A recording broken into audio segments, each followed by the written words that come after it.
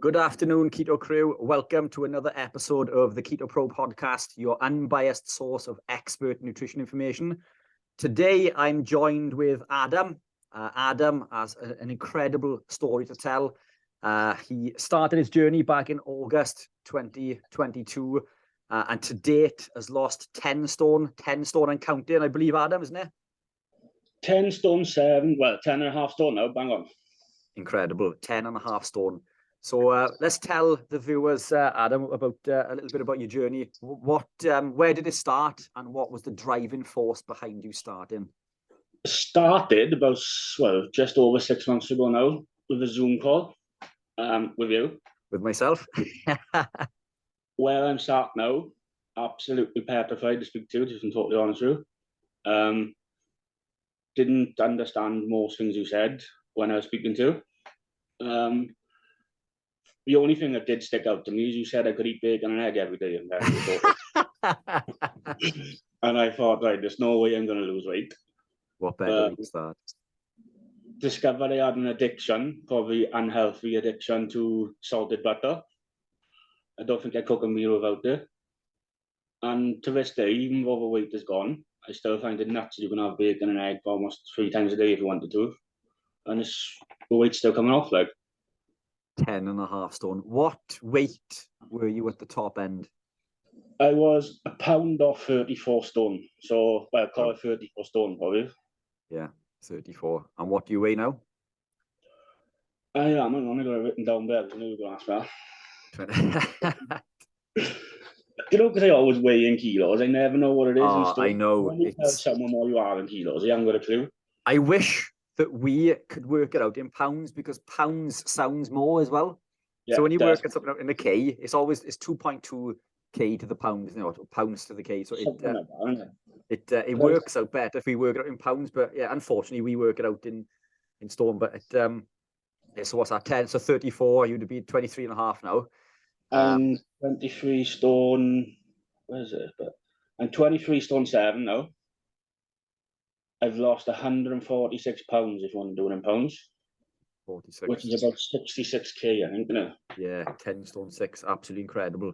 I'm trying to find an image. I've just sent myself an image to show the viewers, but yeah, I'll pull that up now as we go along, because I'm having issues finding it. But it one hell of a transformation. And you're still not deferred from the journey? You're still on it, going strong? Everyone asks me now, they say to me, you've been doing it for 6 months, you've lost all that weight, when are you going to stop? But it's never popped into my head, to be honest with you. Yeah. And I know people say it, and until you understand it yourself, it's not something you can teach to people. Yeah. But it's not a diet. It's just life now, to be honest with you. It's just, I can't see myself ever not being on keto, to be honest with you. Yeah, do you know what? I'll be honest. I remember the conversation that we had initially, and when you begin a consultation or I have a chat with people, I usually get a good idea of whether they're going to stick to keto or not, because I know how difficult it can be. I don't find it difficult anymore. As you rightly say, it's a lifestyle. I've made adequate changes to my life where it's not a diet. I don't look at this diet and I don't restrict. I love the food that I eat. But being an ex-food addict myself, or even still a food addict, really, I'm still addicted to food. I've just changed the types of foods that I'm addicted to. But you usually get an idea of whether someone's going to stick to being keto or not. And I'll be honest, I didn't think that you were going to. No, I thought you were one of these ones that was going to start and throw the towel in soon after. So I'm well impressed that you're still on it. And every couple of days you post another picture, or you post a story explaining about your day and how much weight you've lost, and it's really inspirational. I think it's we do lots of interviews with people who compete, professionally on stage, and they look like Greek gods chiseled to the max, and a lot of people think that it's unachievable. But what you bring to the table is that anybody can do this, regardless of where you come from, what your diet and lifestyle is. To lose 10 stone in 6 months and counting, is absolutely incredible. And I think that the further you stick to this journey, the more that you're going to prove people wrong. And I think you've got a lot to bring to the table. I think definitely. Because like you said, you've got people now who come to your keto shop. You've got people who run 100 miles in a race. You've got people doing Ironmans. You've got a guy who plays rugby for a Welsh disability team. Like, all these people are amazing, but realistically, you can't. Like, a normal person cannot look at them and relate to what we're doing. Whereas it's literally nothing special what I've done. I just lost weight. Do you know what I mean? Yeah, but it is special, isn't it? It's absolutely incredible, because I think what I find is we all make excuses, and I'm guilty of this as well. I almost wanted someone to tell me that I had tried everything that there is to try.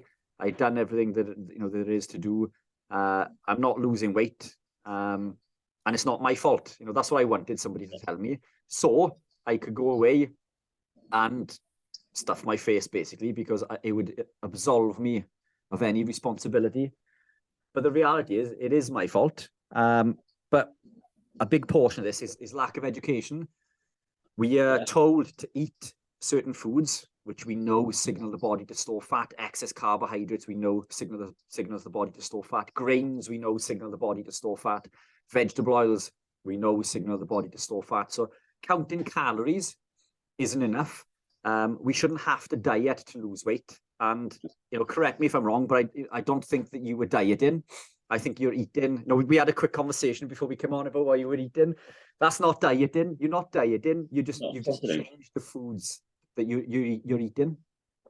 The thing is, Ed, I tried before I started on the keto journey. I tried probably every diet you can think of. I had a little bit. I like to call it success, but it wasn't. It was Slimming World.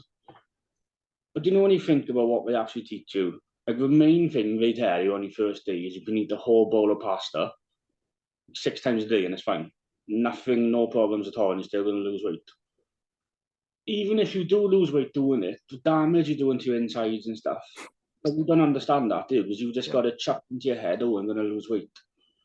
But it's like consequences of how you're losing that weight is just unbelievable to me. They base it all on a caloric deficit. And as you know from our chats previously, it's energy needs to be accounted for, but the caloric model is highly flawed. And ultimately, it's the endocrine system, the impact on our hormones that govern whether we gain or lose weight. So to put pasta in, yes, you may lose weight if you are dieting, as in massively restricting, but that impact on insulin leads to insulin resistance. And eventually, type 2 diabetes. But second insulin is elevated, your body's signaling, to store fat. Insulin is the only storing hormone, and the second it's elevated, it signals the body to store fat. So you're on a back foot already. But now, as you said earlier, you eat bacon and eggs cooked in butter. Yeah. And you're losing the weight. The thing is, right, if you think about it, even if you're not on a diet or whatever you want to call it, most people's ideal breakfast is bacon, egg, sausage, maybe a few mushrooms and tomatoes. Yeah. And you get told you shouldn't eat that. But I'm living proof that you could eat that. I probably eat that 3 times a week. And I've lost 10.5 stone doing it. But I still have people coming up to me now saying it's not good for you. Even last night, I seen comments on Facebook and stuff saying how people are going to die from eating so much butter. So there we are. That's I don't know if you can see that now. I've just shared my screen. That's the difference in 6 months. 6 months and counting through eating bacon and eggs. I'm not telling people to eat bacon and eggs every day. There's a lot more to it than that. But the point is, it isn't to do with eating bowls of pasta. We can do this. When we look at what bacon and eggs are, bacon and eggs is real food. Bacon comes from an animal. Eggs come from an animal. Pasta does not come from an animal. Pasta is a grain, and grains were invented to feed cattle. We're not cattle. We're not grazers. We are fast and feast animals. We spend, during our evolutionary period, days hunting an animal. We'd track that animal. We'd catch, we'd kill that animal, and we would eat that animal in complex. And that animal contains proteins and it contains fat. It doesn't contain carbohydrates. I'm not saying not to eat carbohydrates at all. No, definitely not. It's pasta or cereal, grains is certainly not the answer. But what you just said sticks in my head from the first time we spoke. And you said to me, we feed grain to cattle to make them fat to kill.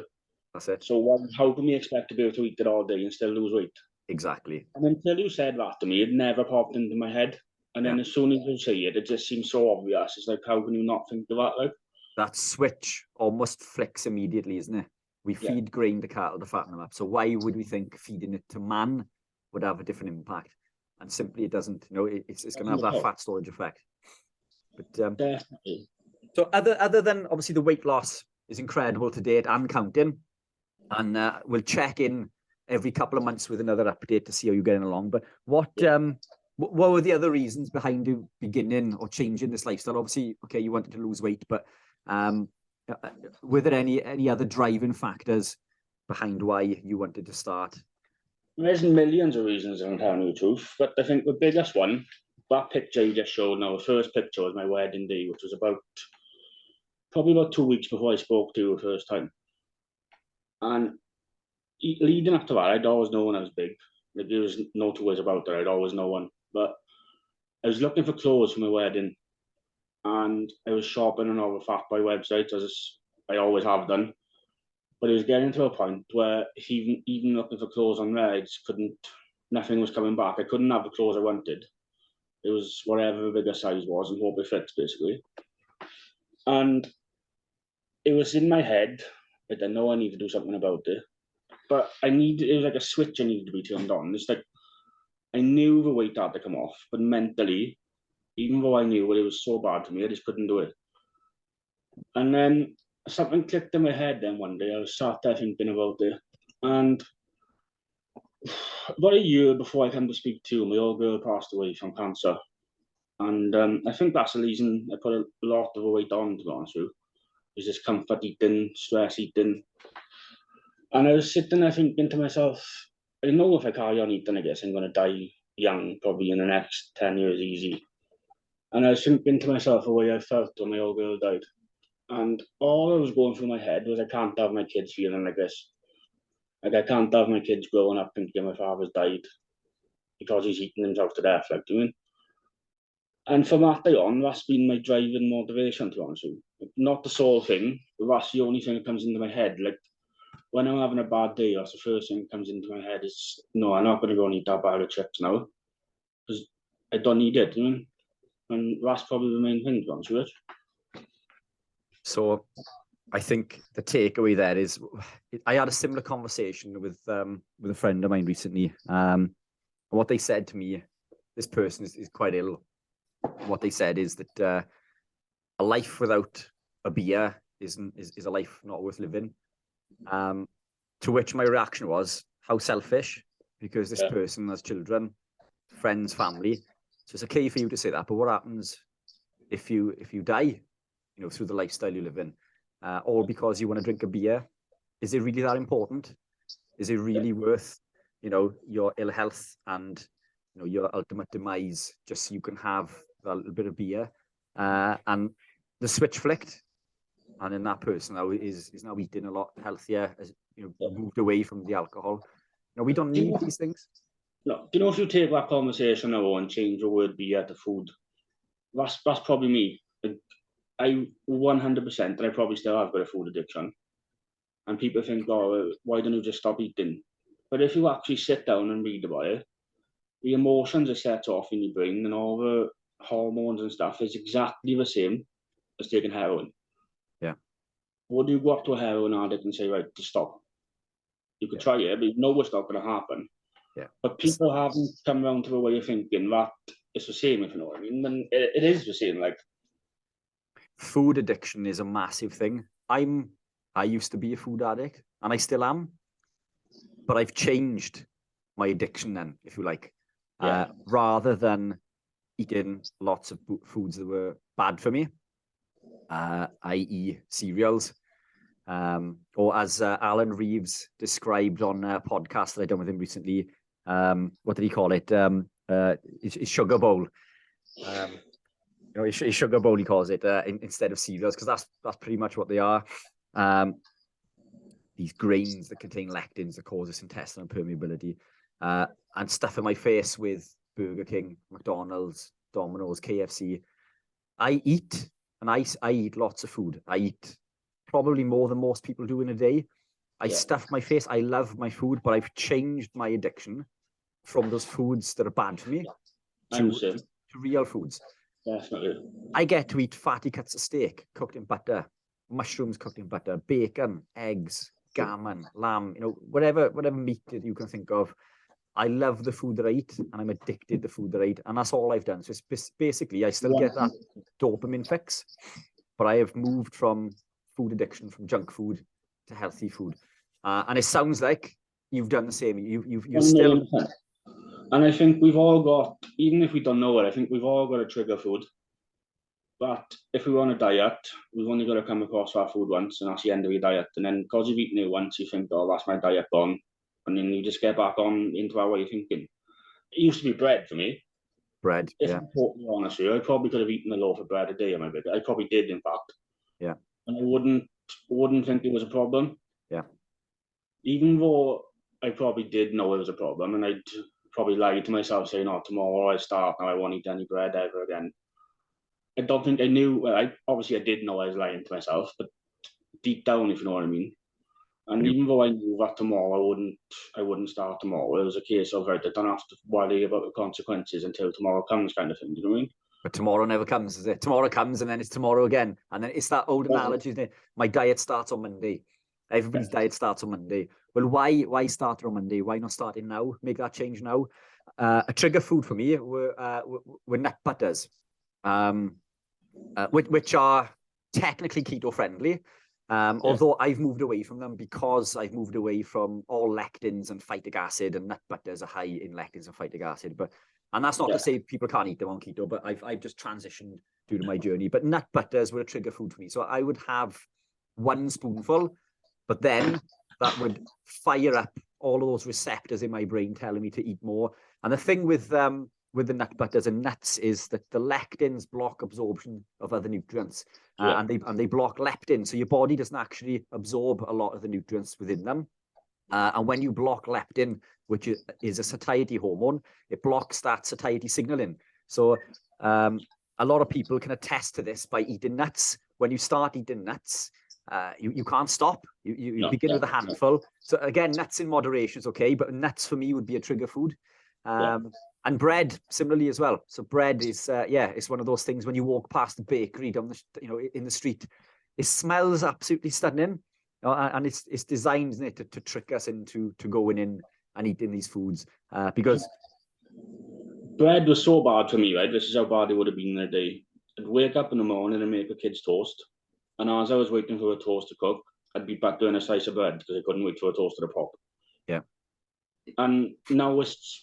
Before I haven't touched bread. Even though I've had a few days where I've eaten bad meals, I still haven't touched bread. And I don't think I ever will, to be honest with you. Good. I don't even know if I used to like the taste, to be honest. I think it was just addiction. I think it was just addiction, yeah, definitely. Yeah. Were there any other things, any other foods and snacks that you would eat before that maybe you've swapped for other things? Pork is absolutely, without doubt, what made me fat. Yeah. I can't put a number on it, right, to be exactly sure, but I think I probably could have easily drunk about 4 or 5 litres of Coke, real Coke a day. Yeah. And water, I always used to tell myself, I don't like water, so I don't need to drink it. Yeah. And again, just lying to yourself, do you know what I mean? But it was okay because we were going to start something different the next day and it'd all be fine, like doing. Yeah. But what I used to do, I used to transition into the sugar-free pops. Yeah. But despite them being diet Coke or sugar-free, they contain I can't remember what it is now, but they contain ingredients which are higher on maltodextrin, which is higher on the glycemic index than sugar is. So they actually cause more fat storage than sugar does itself. But we're told that these are okay. I used to drink Coke every time I went to McDonald's or Burger King or KFC. I don't drink any at all anymore, and I don't miss it. So what I've done is I've replaced that with like the electrolytes that we make. So perfect. Go on, I'll let you carry on then. Well, before I started coming to see you, before I tried the electrolytes, I don't think you'd be lucky if I drank, say, half a cup of water a day, and I was probably in my coffee more than anything. Since then, I've got a water bottle now that I use every day, and it's 2.2 litres. And by the time I go to bed in the night, I've drunk 2 of them. So that's 4.5 litres of water I'm drinking. For someone that doesn't like water, I mean, that's a lot of water to be drinking just because of the electrolytes. And everyone says it can't be healthy for you because it's got squash in, but it's not squash. Like, that's you need to understand what's in there. Yeah. Like, the stuff that's in there, there's the stuff that your body makes that you're losing throughout the day, and you need it. It's essential, like, you know? Essential for life. Yeah, definitely. And I find it. So that's one of the transitions. I'm a bugger for not drinking enough water. The electrolytes have been an awesome swap for me. When I started my journey, there were very few like keto treats and breads available, but there are substitutes now for everything on the market. Are there any others in particular that have helped you along your journey, and any swaps that you've made? To be totally honest with you, I've cut most of the stuff out just because of the type of person I am. Like I said, with the addiction of food. If I know for a fact, obviously, like I do have, like when I come to your shop, I always pick up a brownies. Like, they are amazing. But I know that if I did, say, come to you and I bought like a loaf of bread that you sell, I'd finish that loaf and I'd be on the other stuff then. And so it's just not worth it for me, even though it works for other people and it helps other people a lot. I just can't do it. Yeah, but again, trigger food. You've got like MCT and stuff, the other supplements I can use, but that's not really a swap, is it? So yeah. So the brownies have been a good. If I wanted to, I could probably sit down and eat 12. Yeah, which we don't recommend either. But, no, obviously no. So there are swaps. I mean, we look at these treats, breads, pastas, rices, chocolate bars, cakes, and there are so many alternatives available, on the market now. That there's a substitute for everything, isn't it? So there's no excuse. Whether you get it from Keto Pro or any of the other keto shops and websites, there are alternatives to everything for low carb options. The only thing I say about the alternatives in your shop, you're safe when you come into your shop because just the type of person you are. You look online and you see something that says keto. You look at the ingredients on there and you see how much sugar and stuff is hiding in there. And we're allowed to call it keto, but still baffles me now, like, doing. Yeah, and they do so based on the low carb content. So technically, they're keto friendly because of the low carb content, which is fine because knock you out the ketosis. Yeah, because of the hidden sugars, basically the hidden sweeteners, the polyols, xylitol, and maltitol, which anybody using. Contains raw carbs, which can still be absorbed as much as 65%. So a lot of the products on the market that claim to be low carb and are actually low carb. So keep an eye out for those. Xylitol, try to avoid xylitol and maltitol. Erythritol is one of the better ones, and stevia. Monk fruit, although it's not so popular in the UK, but for our friends in the States. But even like meat and stuff. No, if you go to a supermarket and look at a chicken breast that's on the shop, like on the counter. If it's not coming from a fresh part, you look at it and stuff is in this. Yes. How can a chicken breast or steak have carbs in them? Yeah. And it's because of everything else that they add to it. This is why I always advise people to shop at the local butcher, because you're more likely to get grass-fed meats from the butcher. The issue with the supermarkets is that they may add some sauces and other things that will ultimately, we think that we're being healthy and we're not so much. Although even just doing that to a degree is going to be better than going to McDonald's. So it's that education piece, isn't it? But brilliant. One of the other things I wanted to talk about, it was I know that I hope you don't mind me saying that you had issues with mental health, initially, and how much living this way has helped you with that. I had issues when I began. I used to suffer with severe depression and anxiety. I would barely leave my house. And living this way has been life-changing for me. And I think you've experienced similar benefits as well. I know it sounds a bit dramatic, right? But the more I think about it, the more I know it's true, is that finding keto has saved my life. Not just made it better, it's probably saved my life. Because if I hadn't sorted my weight out, I reckon probably 10 years I would have been a goner, probably. But what I wasn't expecting was obviously the side effects. And the more I've studied it, the more I realise that the weight loss is the actual side effect. It's not the main thing. But the difference it makes in your thinking, even, never mind the fact that not being able to go outside or anything, just your thinking of like just being happy with yourself, if you know what I mean. Like even like on days if you get on the scales and you put weight on, normally before I would have been straight in the cupboard. I thought, no, put weight on, that's at the end of today, now I put a stone back on. But no, it's just a case of, oh, okay, we've had a bad day, tomorrow's going to be different. I mean, Yeah. and it might not sound like much to some people, but if you understand, if you've got mental health issues yourself and you understand it, you know how hard it is to get to that mind frame. Yeah, I agree. And coming back to what you said earlier, if you were to have one bad day or one bad meal, that would usually be enough to throw you off the train. But you know, one meal doesn't change everything. We don't need to write the day off. Okay, you've had something bad, well, or write the day off. But tomorrow, just get back on it, because it's all about the rule and not the exception. If we are living healthy 30 days out of 31, that one day, you know, is going to fade in comparison to the other 30 days. And I think for me, living this lifestyle has made me mentally stronger. And I understand now that treat, yes, I feel awful after it, but you know, sometimes, yeah, it hasn't really. Something I've realised is, do you know when you've been craving bad food? I call it bad for lack of a better word. Say chips, for example. Now you want chips. Eating those chips will make you happy for what, 5 minutes? But you know, if you don't eat them and doing something you've told yourself you can't do, which is not eating them, the way you feel, it makes you feel happy for days.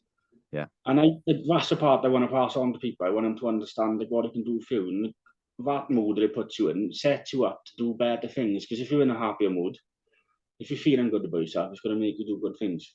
Yeah. Speaking of which, I mean, you've lived this lifestyle now for 6 months. You've lost 10.5 stone, completely changed your life, improved, your mental health, the way that you view life, your energy playing with the kids. So it has completely changed your life. And you've taken that on board and you've decided now to move forward and help others with coaching. So you've started a Facebook page. Do you want to tell us a little bit about that? Yeah. So the more I sit down and think about it, and something you said to me when I first met you, what I didn't understand was you said you feel I got a secret and I need to tell everyone. And when you said it to me, I was like, what's he on about? He's telling everybody how to lose weight. How is it a secret? But until you actually get into ketosis and understand, you just understand like instantaneously what he meant. But trying to explain it to people is something I can't do yet. But I just want to see people achieve stuff that they've told themselves they can't do. Like, never mind what other people have told you. That's something I used to play on my mind to be like, oh, I'm not going to go out for a walk today because people are going to stare at me. But now I don't care about other people. I care about myself. And it's like, I want to help people to get into a mind space where they're happier with themselves. Do you know what I mean? Because when you're in that right mind frame, things just come easier too, like so much easier. And it's just taken me, I've just turned 30 and it's taken me until I've hit 30 to realise that. But since I've realised it, the last 6 months have probably been the best I've ever been, to be honest with you. And I'm not, like, people think that keto is a magic pill and it's going to get rid of everything. But that's not what it does. It just helps to a point where even on a bad day, it's bearable. You know what I mean? Like, I'm not going to sit there and promise you that keto's going to make you lose all your weight and you're going to be happy. Because it's all in your mind frame. Like, you could lose weight and still not be happy with yourself. Do you know what I mean? Yeah, but it's addressing those concerns initially. I mean, I'm a lot happier than I've ever, despite the look on my face because I'm tired. But I do public speaking events. We're doing podcasts together. I wouldn't have done any of this previously, and I think you saying there now you wouldn't leave the house some days because you worried that people would see you walking on the street. And one thing I've noticed is that when you've been posting your progress pictures, the amount of attention that you get and feedback that you get from people is incredible. So you've proven that the opposite is possible. You've turned a negative into a positive and you've shown people what can be achieved. And now you're offering that advice. to other people who want to make that difference, which I think is absolutely incredible. So what's your Facebook page called, Adam? It's called The Fat Addict. It's all one word, I do believe. Good. Brilliant. And we'll pop a link in below to that. And hopefully, we'll get other people on there who can see your story and you can help along their journey. And what I plan on doing, if you don't mind, is we'll bring you on, maybe next month or the month after. And with a bit of luck, we'll see some further progress and some further fat loss and maybe get some more of the benefits. Because for me, this is a lifestyle that almost seems to keep giving.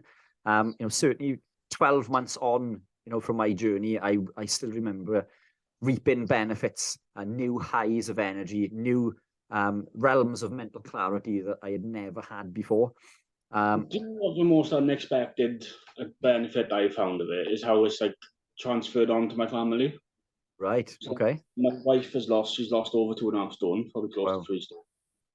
And it's just like the energy in the house is like, it's hard to explain, but it's just like it ciphers on to other people. And then when you've got people around you who are making good choices, it's hard not to make a good choice. Yeah. It's just taking that first step is the hardest part, like being scared to come in to see you or message somebody or just ask for help. Do you know what I mean? We've always told them, especially men, we go up thinking if you ask for help, you're weak. If you don't ask for help and you don't know how to do something, then you're always going to be, for lack of a better word, weakening. Do you know what I mean? Yeah. I was once told that if you're the smartest person in the room, you're in the wrong room. Yeah. And I stand by that because I think we are always learning. I've been doing this for 8-9 years. I still research and I still try to learn something new every day. So no, I don't think it is seen as being a form of weakness, but it isn't. Asking for help and reaching out to the people that know, and have been there, I think probably takes more courage than anything else.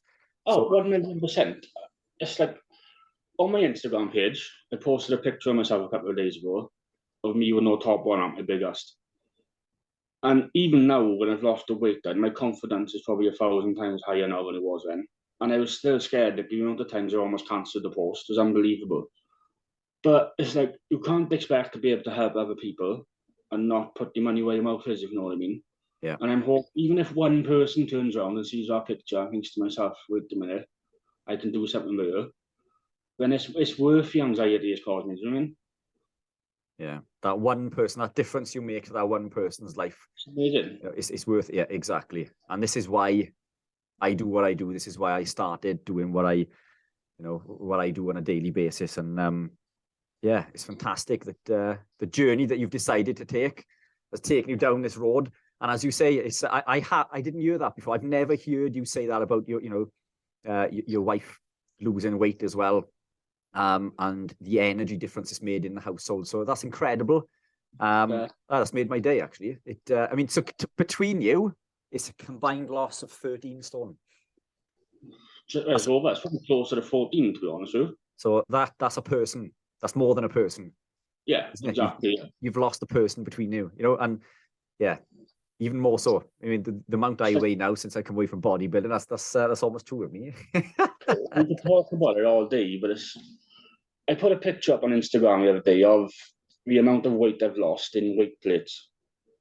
And when I looked at it, I thought it was wrong, first of all, when I looked at the stock. And then I realized it was 66k, which is, 4 plates, if you look at the picture. And I think to myself, how did I used to be able to walk around for 24 hours a day with that weight? Yeah. But at the time, you don't realize, do you? And yeah, that's incredible. When I first started competing, my stage weight would be around 60, 65, 66k. So that was me on stage when I first started competing. You've lost one of me. Incredible. That's mind-blowing. Absolutely incredible. Awesome stuff. Adam, I think we've covered an awful lot of stuff there. I'd love to get you back on next month or the month after. I'm going to drop some links below with your Facebook page. Is there anywhere else people can find you, your Instagram profile? I'm on Instagram, the same name, it's The Fat Addict, or one word. Brilliant. That's about it so far at the moment. Awesome. only been going about a week or two, so it's still Early gaining days. traction. The start of something big. Perfect. Okay. We'll pop those links below, and we'll do a follow-up in a couple of months. Perfect. Every new story. Brilliant. Awesome. Great chatting, Okay, Adam. Nice appreciate one, that. man. No worries at all. Take care.